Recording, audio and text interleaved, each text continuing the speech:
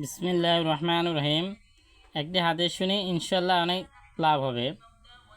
হযরত ফাসালা ইবনে উবাইদ রাদিয়াল্লাহু তাআলা আনহু বর্ণনা করেন, নবী করিম সাল্লাল্লাহু আলাইহি ওয়াসাল্লাম এরশাদ করিয়াছেন, আল্লাহ তাআলার কোরআন তেলাওয়াতকারীর আওয়াজ ওই ব্যক্তির চেয়ে অধিক মনোযোগ সহকারে শ্রবণ করেন যে আপন গায়িকার বাদীর গান কান লাগাইয়া শ্রবণ করে। তা আল্লাহ তাআলা যে ব্যক্তি সুন্দরভাবে কোরআন তেলাওয়াত করে, আল্লাহ তাআলা কান লাগাইয়া ধ্যানের সাথে শোনেন।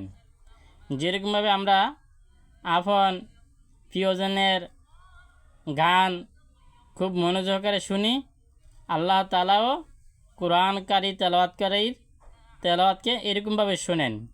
এই জন্য আল্লাহ তাআলা আমাদেরকে এরকমভাবে কোরআন তেলাওয়াত করার তৌফিক দান করুক। আমিন। ওয়া আখিরু দাওয়ানা আলহামদুলিল্লাহি রাব্বিল আলামিন।